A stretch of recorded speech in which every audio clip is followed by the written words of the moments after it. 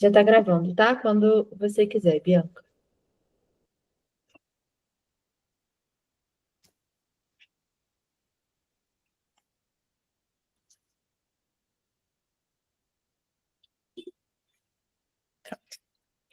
Então, boa noite. Eu me chamo Bianca Berardo, eu sou R2 de Neurologia da Santa Casa e hoje eu vou apresentar sobre formas atípicas da doença de Alzheimer.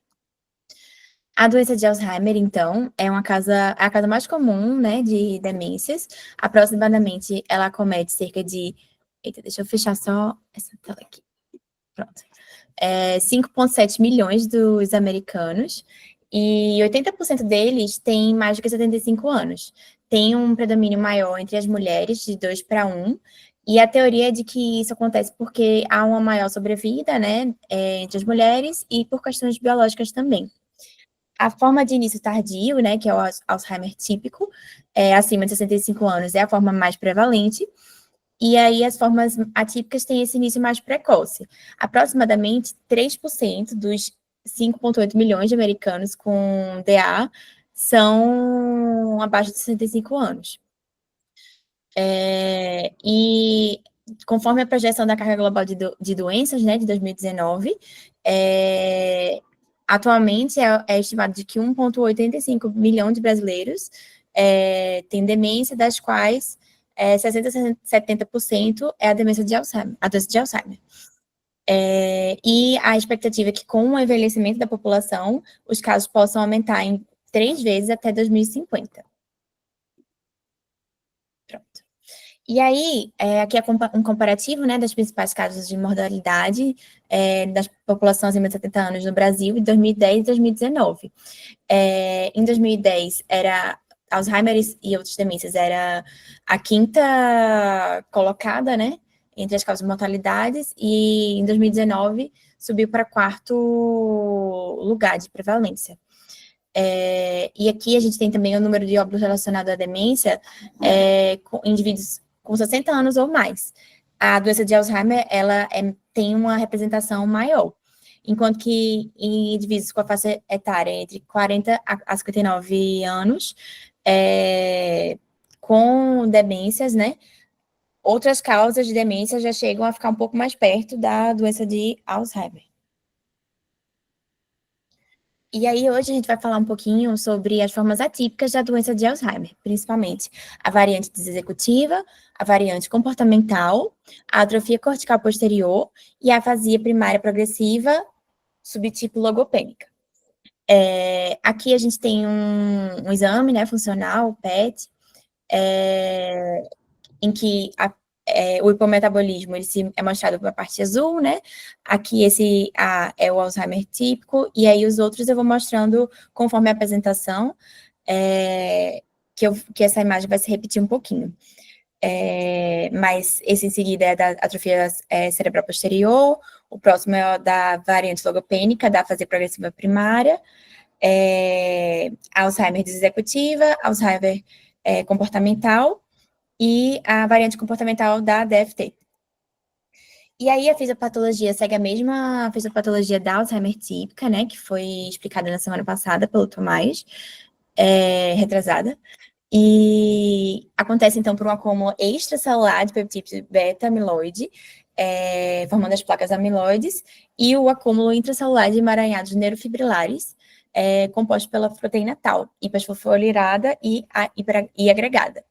E aí ambos acarretam a degeneração e a morte neuronal.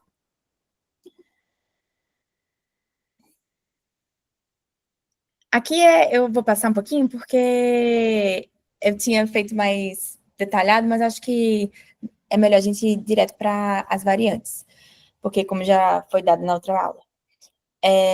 Então, a variante desexecutiva e a variante comportamental, elas são essas principais diferenciais, né? As funções da variante desexecutiva. A função executiva mais afetada é a memória executiva, é a memória de trabalho, e a flexibilidade cognitiva. E aí, quais são os testes que a gente pode ver mais proeminente isso? No MOCA, então, a gente pode fazer o teste visoespacial, que ele vai treinar tanto a atenção quanto o controle inibitório, né? Nessa questão do visoespacial, que a tendência do paciente, às vezes, é ir do 1 para o 2, em vez de ir do 1 para o A. E aí, isso testa a atenção e testa o controle inibitório. E o DigiSpan indireto também, que aí vai testar a atenção e a memória executiva também. E esses pacientes podem ter uma desconexão marcante. Então, eles vão ter uma incapacidade de fazer coisas multitarefa ou raciocínio sequencial, podem ter dificuldade de aprender um jogo novo, podem ter dificuldade de se adaptar a algum sistema novo no trabalho, mas os comportamentos complexos e bem automatizados, como dirigir, ficam bem preservados. Então, gera uma desconexão que, às vezes, pode ser que numa avaliação inicial, seja avaliado como se fosse alguma questão psiquiátrica, depressivo, e aí depois é que a gente, quando faz os testes realmente cognitivos, que consegue identificar essa função executiva que está comprometida. E também é muito comum, até o Continuum coloca, que os familiares acabam reconhecendo só como se o paciente estivesse esquecendo como fazer as coisas. Esquecendo de fazer as coisas, mas, na verdade, se você, quando vai testar, não tem uma alteração de memória, mas sim essa alteração da working memory, né, por si. E aqui são os critérios diagnósticos, então, para a síndrome desexecutiva. Então, o critério clínico é um declínio progressivo, predominantemente cognitivo, de cerca de 6 meses, com predominância das funções executivas de memória executiva, flexibilidade cognitiva, inibição, na ausência de variantes comportamentais, porque a gente faz a diferenciação das comportamentais, que a gente vai falar logo em seguida. E aí, isso é para a síndrome desexecutiva. E aí, para a síndrome desexecutiva associada ao processo neuropatológico da doença de Alzheimer, seria quando tem a evidência da fisiopatologia de Alzheimer está sendo acometida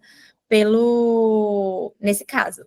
Então, pode ser feito pelos biomarcadores, né, com a dosagem do líquor, o beta-amiloide,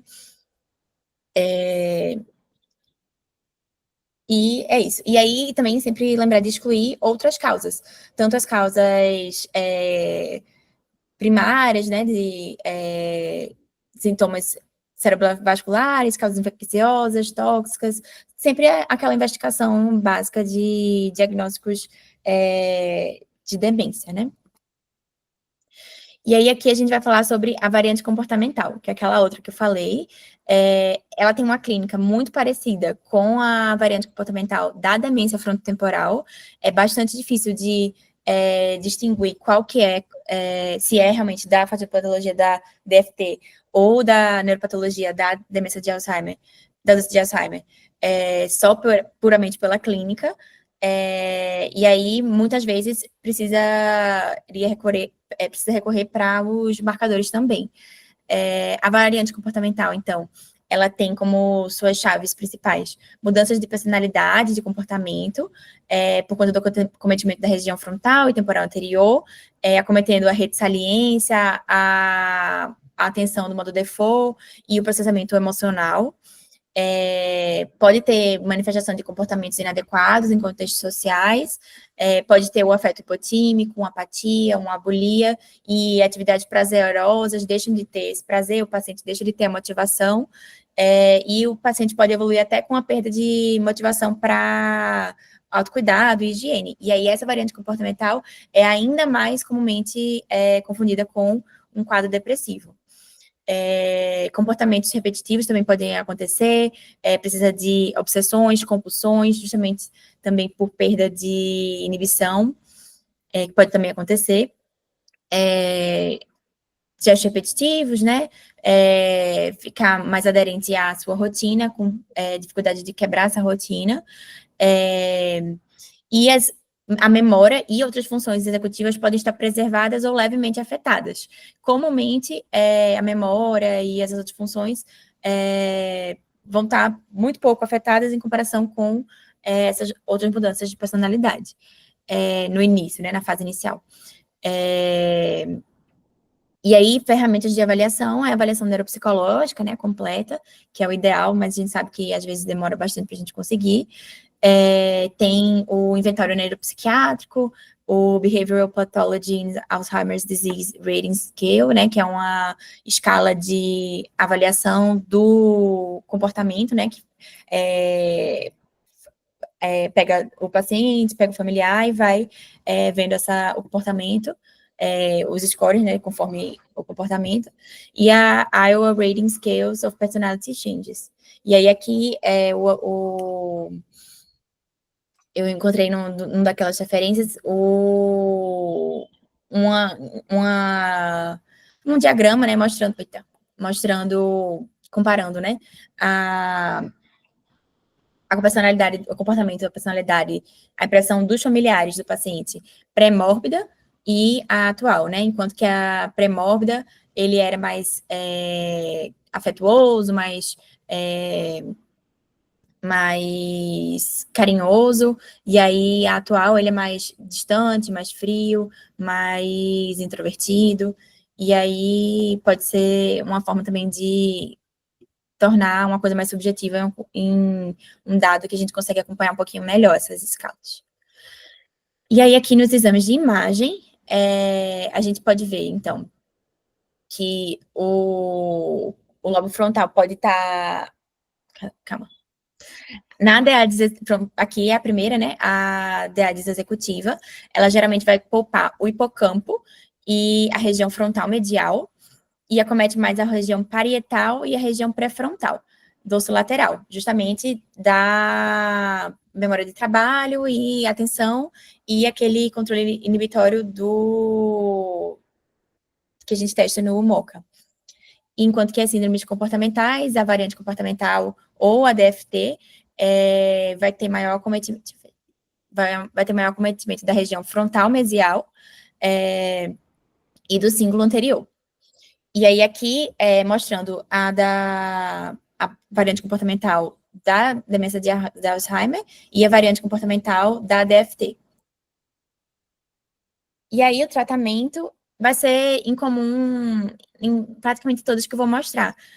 O farmacológico, não existem muitos estudos específicos nessas subvariantes, mas pode ser feito e comumente é feito com os inibidores da colinesterase, antagonistas da NMDA, terapias anti-amiloide, como anticorpos monoclonais, ainda não foram avaliados especificamente nessas variantes, mas se o paciente já tiver um alto nível de tal, pode ser que não se beneficie dessas terapias, e aí tem que ver, provavelmente com os biomarcadores, né,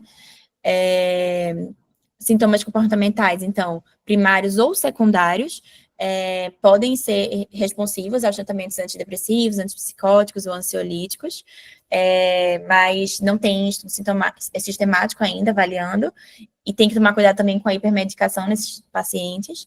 E aí as estratégias farmacológicas, simplificar bastante o ambiente, evitar multitarefas, porque pode gerar muita frustração nos pacientes, treinar bastante o controle emocional, tentar estabelecer melhor as rotinas, tentar melhorar a qualidade de vida do paciente e do cuidador, né? E aí agora a gente vai para a atrofia cortical posterior. Na atrofia cortical posterior, então, tem uma disfunção visual cortical proeminente. Inicialmente, nessa variante, vai poupar a memória, vai poupar a linguagem, as funções executivas, o comportamento e a personalidade, e a imagem com uma atrofia cortical posterior vai apoiar esse diagnóstico. E eu vou mostrar como que vai aparecendo essa disfunção visual. A exceção a esse acometimento predominantemente visual é quando tem a disfunção biparietal predominante, que aí vai ter sintomas visuais, com perda de consciência espacial, mas vai ter aquela tríade da apraxia, disgrafia e descalculia. E aí tem as variantes, as subvariantes, né, da atrofia cortical posterior, a dorsal, a ventral, a caudal ou mistas. A dorsal pega a via do onde e a ventral que pega a via do quê, que eu vou mostrar também. E aí, o início da atrofia cortical posterior é numa idade ainda mais precoce, de 50 a 64 anos, e até 15%, mas até 15% das apresentações pode ter um início tardio. Então, aqui tem aquela tabela dos sintomas iniciais, são os primeiros sintomas que o paciente pode queixar para a gente. No primeiro ano, né, ele pode ter algum problema de dizer que não está vendo bem, que a vista está um pouco embaçada, que tem um pouco mais de dificuldade de ver quando está lendo, que tem dificuldade de ver tabelas no computador. Depois, pode evoluir para dificuldade de ler mesmo após várias trocas de óculos, inclusive no casinho, né, que o Continuum traz, eles colocam que o paciente foi em vários oftalmologistas, trocou de óculos várias vezes, né, antes de ser referenciado. Depois ele tem essas alterações de campo, né, não consegue encontrar coisas que estão na frente dele, depois não consegue ver algumas coisas mais longe, como os sinais de tráfego, tem problemas em seguida, né? Vai ter um problema da percepção da profundidade, não consegue mais ler, não consegue mais assinar ou fazer uma linha reta, e pode ser que ele precise parar de dirigir. E aí, a atrofia cortical posterior, então, ela pode estar associada com a neuropatologia da doença de Alzheimer, mas também pode estar associada com outras patologias, como a demência com corpo de Levy, a degeneração córtico-basal, as doenças priônicas, como a Creutzfeldt-Jakob, e a copatologia entre Levy e doença de Alzheimer. E aí, aqui tá os critérios diagnósticos para atrofia cortical posterior. E aí, os critérios core, né, chave, são início gradual, insidioso, com proeminência da alteração das funções visuais ou outras funções corticais posteriores. E aí, esse é o obrigatório, né? E aí, dentre esses outros que vai ser listado, tem que ter pelo menos 3 na apresentação. E aí, dentre esses outros, né, tem deficiência de percepção espacial, simultaneosia, déficit de percepção de objetos, dispraxia de construção, agnosia ambiental, alexia, desorientação direita-esquerda, acalculia. Sim, e todos que tiverem com B é da síndrome de Barlett, e todos que tiverem com C é da síndrome de Getman, mas eu vou falar mais logo em seguida dessas síndromes também, um pouquinho.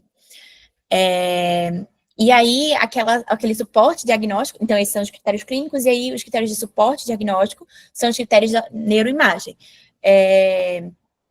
Pode ter uma atrofia parieto-occipital ou occipital-temporal proeminente, né, então parieto-occipital na dorsal e occipital-temporal na ventral, ou um metabolismo ou hipoperfusão nos exames funcionais, né? Normalmente vão estar poupados a memória, a capacidade de linguagem, não visual, principalmente, né? As funções executivas, comportamento e personalidade. E aí são critérios de exclusão. Se tiver lesão vascular, algum tumor cerebral, enfim, essas causas, outras causas claras para essa alteração que a gente encontrar no paciente. Então, a gente definiu que tem uma atrofia cortical posterior, clínico, e pode ser ajudado pela imagem, e aí depois a gente vai classificar se é pura, então não tem critério clínico para nenhuma outra síndrome associada, ou se tem critério clínico para alguma outra síndrome associada, como as outras demências, né? Demência de Levy, córtico basal, que aí vai ser atrofia cortical posterior plus. E, então, quando a gente consegue ver que a neuropatologia é causada pela demência doença de Alzheimer, aí fica classificado como atrofia cortical posterior, AD, que é quando a gente consegue ver que tem os biomarcadores presentes. E a atrofia cortical posterior, AD, definitiva, aí é com a autópsia, realmente. Então, aqui a gente vai falar um pouquinho só dessas duas vias, né? A via da função visoespacial, que é da via do onde, e a via visoperspectiva, que é a via do quê? A via do onde sai da área visual primária, vai para o córtex parietal posterior, e a via do o quê sai da área visual primária para o córtex temporal. Na variante dorsal, então, que é a variante do onde, pode ter a síndrome de Balint e a síndrome de Gessman. Pode ter a apraxia de membros, uma apraxia constitucional e uma apraxia de se vestir. A síndrome de Balint, então, ela pertence a essa via visoespacial, né? Ela acontece naquela outra predominante da lesão bilateral da via occipital dorsolateral, e tem a tríade da ataxia óptica, né?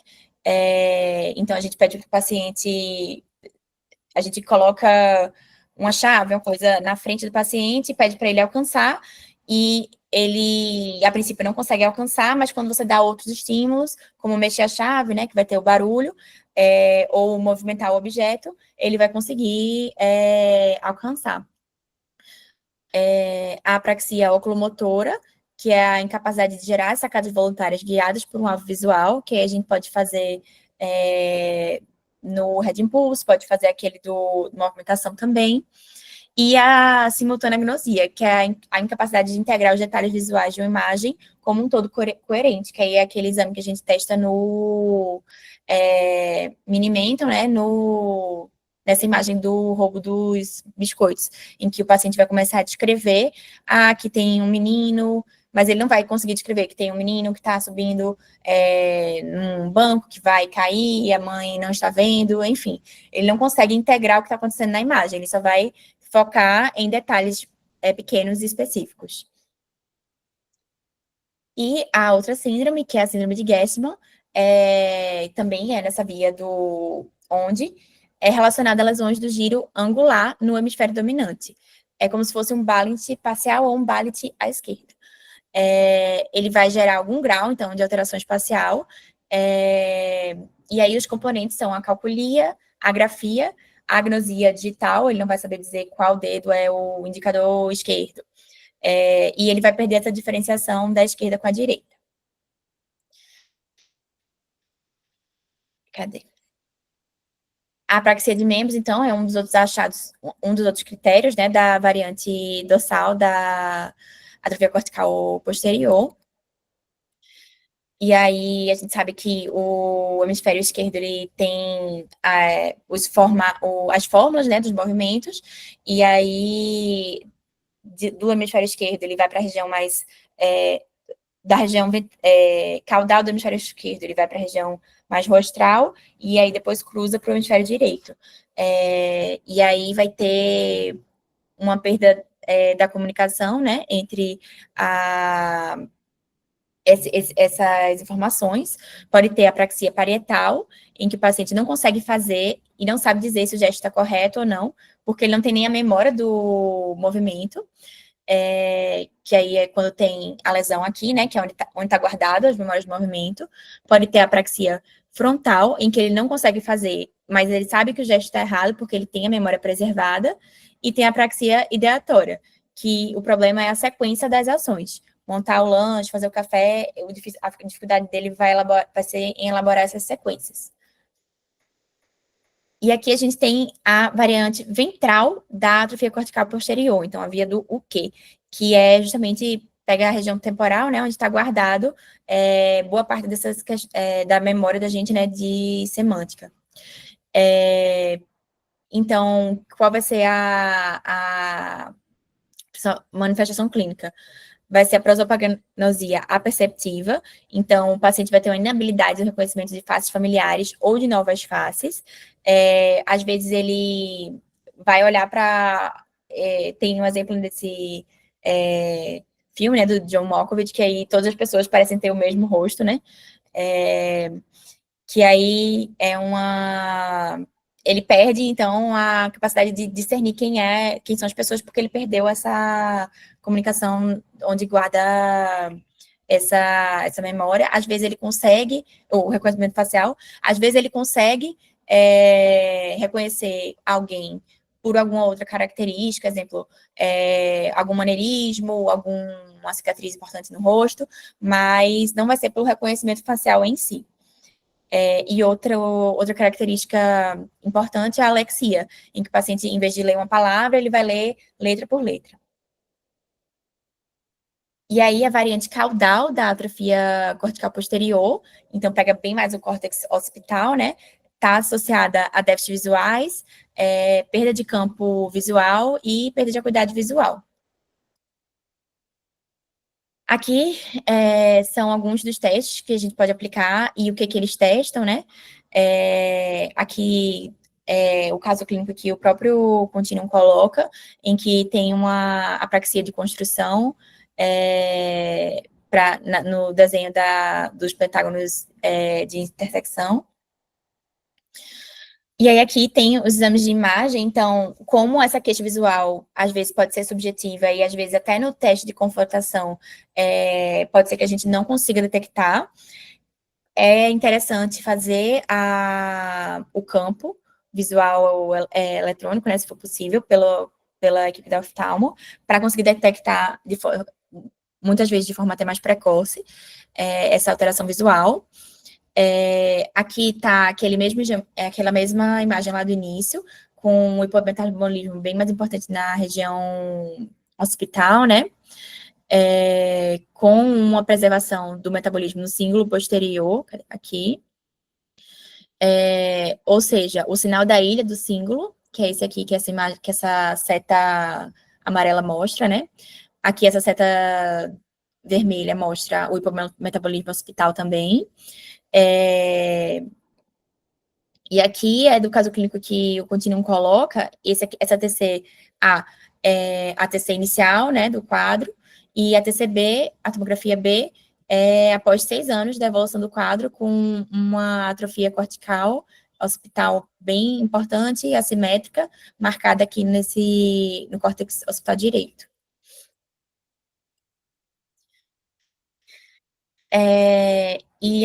Então, a gente tem que as funções posteriores pioram num ritmo mais rápido, com progressão regional da atrofia cerebral do que os outros domínios, né, na atrofia cortical posterior, com uma piora lenta dos outros scores, mas as funções posteriores realmente progridem mais rápido. Quando o paciente evolui, mas quando o paciente chega já num comprometimento global e uma demência moderada grave, já se fica com um quadro mais típico, mais parecido com o D atípico, porque já depois essas outras funções também vão sendo perdidas. A sobrevida mediana aproximada de 8 a 10 anos, e o manejo, assim como os outros, a gente não tem muitos dados de pesquisa, mas o farmacológico é parecido. O tratamento da ansiedade e da depressão pode melhorar a função diária, por conta da predominância de alterações visuais, pode ser que tenha alucinações visuais, desculpa, é um diagnóstico diferencial se tiver alucinações visuais, distúrbio comportamental do sono REM, parkinsonismo ou outros sinais de doença por cópia de Levy, a gente tem que ficar atento, porque pode ser um dos diagnósticos diferenciais a síndrome córtico-basal, né? E as terapias anti-amiloides não têm ainda estudos específicos.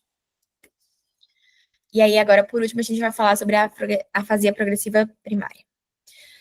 A afasia progressiva primária é uma doença neurodegenerativa também, de instalação menor do que 65 anos, com comprometimento cognitivo relativamente isolado, ou seja, pega realmente mais a parte dessa afasia, que se torna mais grave ao longo do tempo, progressiva, né? E é uma afasia que a gente caracteriza diferente das síndromes vasculares, daquela afasia de Wernicke, afasia de Broca. Não, essas a gente tem uns subtipos mais específicos. Tem o subtipo logopênico, agramático e semântico. O subtipo logopênico é o mais associado à neuropatologia da doença de Alzheimer. É associada a uma dificuldade da recuperação das palavras, desse resgate, né, da bibliotecária, né, que vai buscar as palavras, vamos dizer assim, mas a compreensão e a gramática estão relativamente preservadas.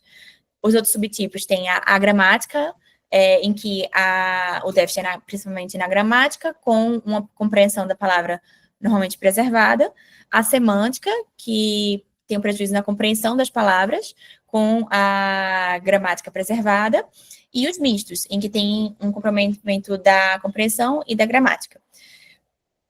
Ao longo do tempo, a afasia progressiva primária pode evoluir com prejuízos cognitivos e comportamentais, e aí, quando ela tem esses outros prejuízos, aí ela se torna uma síndrome de afasia progressiva primária plus. E aí, os subtipos, então, a logopênica, cerca de 70% está associada à neuropatologia da doença de Alzheimer. A gramática está associada a 60% a 70% da demência frontotemporal tal, que é a mais típica, e a semântica, cerca de 80% está associada à DFT, mutação da TDP43. Então, a logopênica, o predomínio, né, do acometimento da fluência é por conta da incapacidade de resgatar as palavras, e o local mais de maior acometimento é o giro temporal superior, mas também pode se estender à junção temporoparietal. A gramática é no giro frontal inferior, e a semântica é no lobo temporal anterior. Os pacientes, então, na afasia progressiva primária logopênica, que é a mais associada à neuropatologia da doença de Alzheimer, e é que fica localizada principalmente no giro temporal superior, ou na junção temporoparietal. O quadro clínico, inicialmente, o paciente pode ter uma redução dessa fluência, e aí ele tenta mascarar essa redução da fluência com circunlóquios ou utilizando alguma palavra mais simples. Ele desenvolve uma forma de mascarar, realmente fazendo esses malabarismos, mas se a gente fizer os testes de nomeação de objetos, a gente consegue ver que a hesitação e os erros vão se tornando mais proeminentes. Quando o comprometimento da linguagem é mais proeminente, é difícil dissociar em alguns testes, né? Porque muitos dos instrumentos dependem muito da linguagem.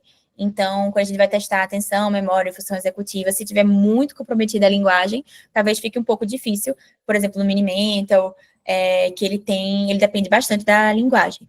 Então, a gente pode selecionar para isso algumas ferramentas que dependam menos da linguagem, e a gente pode avaliar diretamente a vida diária do paciente e a impressão da família sobre a vida diária do paciente. Existem fatores de risco para a fazer progressiva primária. Na verdade, não existem fatores de risco tão bem estabelecidos do ponto de vista genético.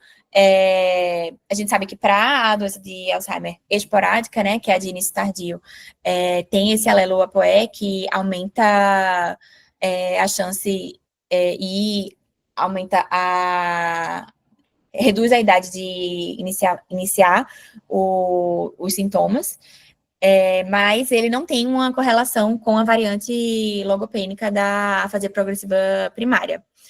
Uma coisa que tem realmente associação nos estudos é uma história de deficiência de aprendizagem pessoal ou de familiares de primeiro grau, com esse subtipo, essa variante da doença de Alzheimer. E aí a evolução, né? Em pacientes com afasia progressiva, com biomarcadores amiloides elevados, a atrofia tende a ser mais disseminada e com maior dano mais precoce no hemisfério contralateral, com maior comprometimento das atividades básicas de vida. Mas, em geral, né, tem essa atrofia de forma assimétrica. Ainda tem uma variabilidade inexplicada do tempo de evolução dessa atrofia e do declínio funcional.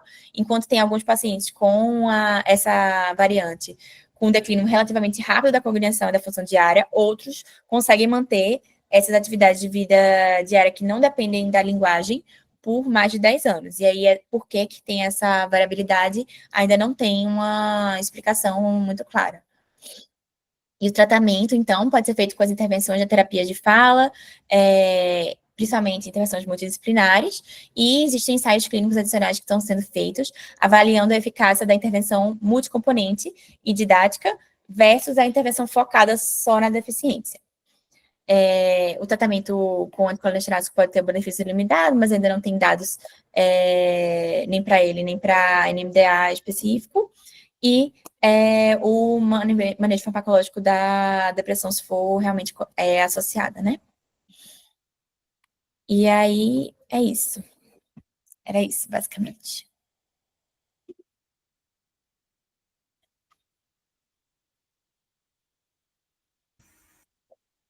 Parabéns, Bianca. Foi muito boa a sua aula, viu? Obrigada. Excelente mesmo. É um tema difícil pra caramba. E você mandou muito bem, entendeu muito bem os conceitos aí. Eu ia comentar algumas coisinhas só. Eu acho que algo que você falou ali atrás que foi muito importante, que é a questão da... Bom, você mostrou ali as imagens, né, dos PETs FDG, ali, das diferentes patologias, né?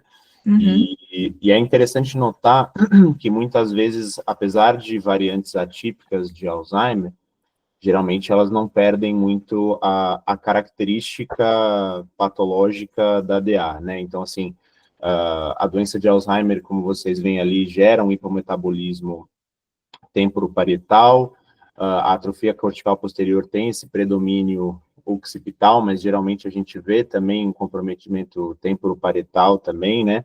A variante logopênica da DA, essa assimetria brutal, né, geralmente na parte mais posterior ali da fissura silviana, mas o lado esquerdo muito mais comprometido que o lado direito. E essa, eu achei até impressionante essa imagem da variante desexecutiva da DA, que é, assim, é uma atrofia, é um hipometabolismo global, né, assim, você vê na região frontal, mas novamente, com o acometimento dos locais típicos de DA, de temporoparietal, símbolo posterior, com extensão para lobos frontais, né? E se você for olhar na variante comportamental da DFT, predomínio de frontal mesial, cíngulo anterior e preservando o temporoparietal, que é a assinatura da DA. Então, esse é um exame que nos ajuda muito nessas variantes atípicas, né? E não só isso, como também aquele padrão de preservação hipocampal que a gente costuma ver nas demências, nas doenças de Alzheimer precoces e nas doenças atípicas, né? Então, assim, é importante notar, você falou muito bem sobre as formas atípicas de DA, mas é importante lembrar que a forma amnéstica continua sendo a principal forma dentre as precoces, né? Então, assim, e aí nós também temos preservação hipocampal e um comprometimento mais rápido de outras estruturas, né? No Continuum de 2022, ele fala 4 características dessas formas precoces que eu acho muito importantes, né? Assim, a progressão é mais rápida e acomete mais precocemente outros domínios, por isso a preservação hipocampal. Existe uma maior chance de formas genéticas autossômicas dominantes, apesar delas também serem minoria nesses casos precoces, né? Existe uma maior chance de variantes atípicas, como as que você descreveu, e são as variantes que são a forma precoce, é a forma que mais se beneficia de biomarcador, porque você vai encontrar aquilo isolado, né, numa pessoa de 40, 50, 60 anos, né? Então, é isso, né? E só para concluir, que eu acho que a gente havia comentado no começo sobre a questão da forma motora, né, da doença de Alzheimer, né? Então, a gente sabe que existe, se você for pensar num depósito de proteína semelhante àquele que você descreveu para fazer a progressiva primária logopênica, que é uma alteração absolutamente assimétrica, né, que compromete regiões parietais e regiões temporoparietais de forma muito assimétrica. Aquilo é um exame de imagem que lembra muito o de uma síndrome córtico-basal, né? Então, a síndrome córtico-basal, ela é uma síndrome marcada por 3 achados corticais e 3 achados subcorticais, né? Então, nós temos ali a apraxia ideomotora, o fenômeno de mão alienígena e a alteração sensitiva cortical, né? Que é a grafestesia, a estereognosia, não identificar as coisas pelo toque, né? Pelo tato, e os fenômenos subcorticais, que seriam ali o parkinsonismo, a mioclonia, e a distonia assimétrica, né? Então, isso é uma síndrome, não é uma patologia, né? Isso caiu na prova dos R3 aí. Aliás, acho que nessa sua aula tinha umas 4 respostas da prova dos R3 aí, tranquilamente. E aí, essa síndrome, ela pode ser causada por várias patologias, né? Assim, existe patologia, a principal é a patologia tal degeneração córtico-basal. Talvez a segunda mais comum aí seja a patologia Alzheimer, e existe também patologia PSP, enfim, né? E até existem formas clínicas de você diferenciar uma da outra, né?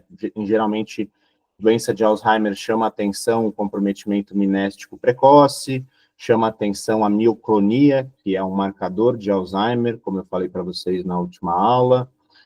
Nas formas associadas à taupatia, chama atenção a instabilidade postural precoce, a alteração de motricidade ocular, a rigidez axial, mas na prática é difícil pra caramba de diferenciar, e se você vê uma síndrome córtico-basal, é muito difícil você dar nome e sobrenome para aquilo que está acontecendo, né? Então, essas são as formas atípicas, e você falou muito bem delas. Parabéns. Obrigada. Parabéns pela aula, Bianca. Achei que foi bem completa. Acho que o Matheus já falou tudo de legal que tinha para falar sobre os comentários. Só uma coisa mais prática, assim. É muito comum que no ambulatório a gente, às vezes, não consiga identificar esses pacientes com forma atípica, porque, às vezes, eles até têm uma forma típica, só que, invariavelmente, eles vão evoluir com alteração executiva, até mesmo parkinsonismo, mioclonia, né? A gente nem sempre tem só a clínica classicona, que é de amnésia anterógrada, e aí você tem um MTA de 3, opa, Alzheimer. Às vezes não é assim, às vezes a gente pega o paciente com 10 anos de doença, 8 anos de doença, e aí ele já vai ter muita alteração executiva, pode ter alucinação, pode fazer sintoma neuropsiquiátrico, isso acontece em todas as doenças. Então é importante também, quando pegar o paciente pela primeira vez, ir na história do início. Tipo, como que começou o quadro. Isso, às vezes, para a gente dá muito mais pista do diagnóstico do que ver o paciente na nossa frente, assim, num corte de tempo estático. Mas é isso. A gente tem que fazer esse exercício de exame físico refinado e rever a história para a gente conseguir pegar esses diagnósticos. E assim, acho que é muito importante isso que a Carol falou, assim, porque, de fato, assim, as demências se parecem ao longo da progressão, né, assim, e o Renan trouxe até um caso, algumas semanas atrás, em que a paciente tinha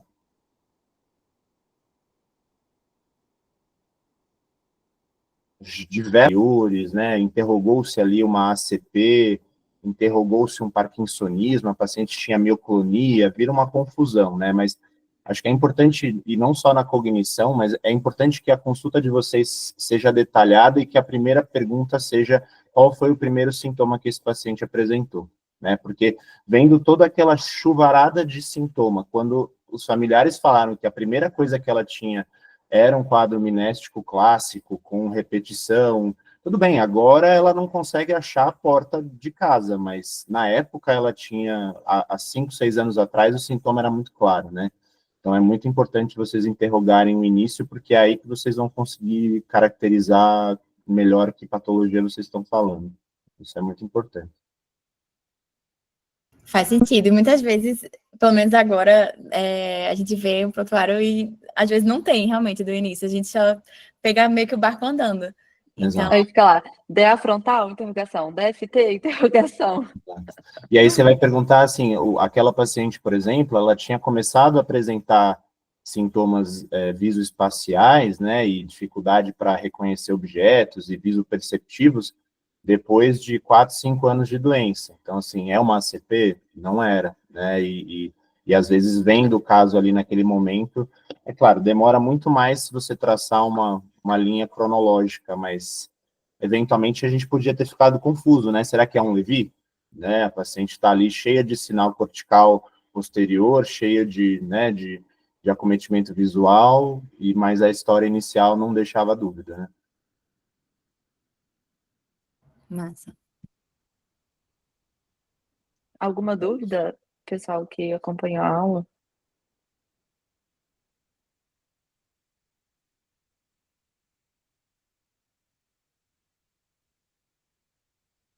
Acho que é isso, né? Isso. Que é isso. Parabéns pela aula, Bi. Obrigada. A próxima aula, a gente já tem quem vai fazer? Não. Depois, Vou dar uma olhadinha no cronograma e a gente conversa no grupo, eu te aviso, Carol. Parabéns, Bianca. Tchau, pessoal. Boa semana. Tchau, tchau, gente. Obrigada. Tchau, tchau. Boa gente para todos.